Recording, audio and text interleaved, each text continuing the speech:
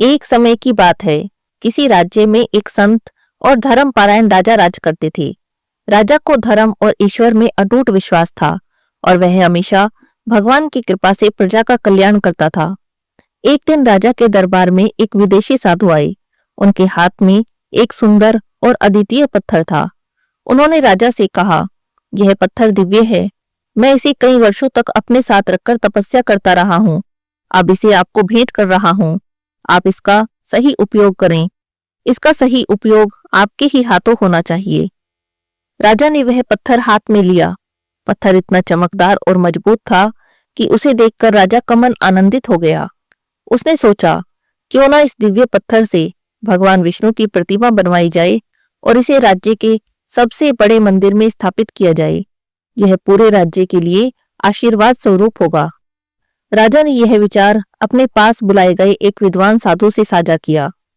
साधु ने इस कार्य को पूरा करने का संकल्प लिया और राजा को वचन दिया कि यह कार्य जल्द ही पूर्ण होगा। साधु ने गांव के सबसे कुशल और अनुभवी मूर्तिकारों को बुलाया। उसने मूर्तिकारों को वह पत्थर देते हुए कहा कि यह पत्थर भगवान विष्णु की प्रतिमा बनाने के लिए राजा ने चुना है। तुम्हारे पास 7 दिन है। अगर तुम इस कार्य को सफलतापूर्वक पूरा करोगे तो राजा तुम्हें 50 स्वर्ण मुद्राएं देंगे। मूर्तिकारों ने स्वर्ण मुद्राओं की बात सुनकर प्रसन्नता व्यक्त की। पत्थर को देखकर कहा, यह पत्थर तो सच में दिव्य लगता है। मैं इसे श्रेष्ठ प्रतिमा में बदलने का प्रयास करूंगा। मूर्तिकार अपने औजारों के साथ बैठा और बड़े उत्साह से पत्थर पर उसने पहला वार किया, लेकिन पत्थर पर कोई भी असर नहीं हुआ। उसने दूसरा और तीसरा वार किया, परंतु पत्थर जस का तस रहा। दिन पर दिन बीतते गए। मूर्तिकार ने कई बार हथौड़े से प्रयास किया, लेकिन पत्थर नहीं टूटा। छठे दिन तक वह पूरी तरह से थक चुका था। उसने सोचा, यह पत्थर शायद मेरी शक्ति से परे है। इसे तोड़ना असंभव है। 7वें दिन उसने पत्थर को हाथ में लिया, फिर हथौड़े को उठाया, लेकिन मन ही मन कहा, जब 50 बार वार करने से पत्थर नहीं टूटा तो अब क्या ही टूटेगा। उसने निराश होकर वह पत्थर साधु को लौटा दिया और कहा, मुझे खेद है, लेकिन पत्थर मेरी क्षमता से बाहर है। इससे प्रतिमा बनाना असंभव है। साधु को राजा का आदेश पूरा करना था। वह परेशान था, लेकिन हार मानने को तैयार नहीं था।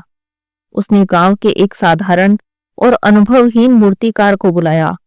वह मूर्तिकार प्रसिद्ध नहीं था, लेकिन उसकी लगन और ईमानदारी की चर्चा दूर दूर तक थी। साधु ने उसे पत्थर दिखाया और कहा, यह पत्थर भगवान विष्णु की प्रतिमा के लिए है। तुम इसे बनाने का प्रयास करो। मूर्तिकार ने पत्थर को देखा और विनम्रता से कहा, मैं अपने पूरे प्रयास करूंगा। उसने छेनी और हथौड़ा उठाया, पत्थर पर पहला वार किया। आश्चर्यजनक रूप से पत्थर तुरंत टूट गया। साधु चकित रह गए। साधु ने महसूस किया कि पहला मूर्तिकार अपनी मेहनत और कौशल के बावजूद सफलता के एक कदम पहले हार मान चुका था। अगर उसने केवल एक बार और प्रहार किया होता तो शायद वही सफल होता। साधु ने सोचा, हमारी असफलता अक्सर हमारी अधूरी कोशिश का परिणाम होती है।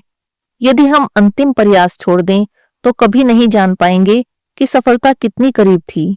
जब राजा को यह घटना पता चली तो उन्होंने प्रजा को संबोधित करते हुए कहा, जीवन में कठिनाइयां और बाधाएं आएंगी, लेकिन हमें प्रयास करते रहना चाहिए। असफलता के बाद भी कोशिश जारी रखें, क्योंकि हो सकता है सफलता सिर्फ एक और प्रयास की दूरी पर हो। हार मत मानो, क्योंकि एक छोटा सा प्रहार भी बड़े पत्थर को तोड़ सकता है। इस प्रकार पत्थर से बनी भगवान विष्णु की प्रतिमा मंदिर में स्थापित हुई और यह घटना पूरे राज्य के लिए प्रेरणा का स्रोत बन गई। कहानी आपको अच्छी लगी हो, इस कहानी से आपको प्रेरणा मिली हो तो इसे अपने दोस्तों से साझा जरूर करें। मिलते हैं अगली कहानी में। वीडियो अच्छी लगे तो वीडियो को लाइक और चैनल को सब्सक्राइब करें। धन्यवाद।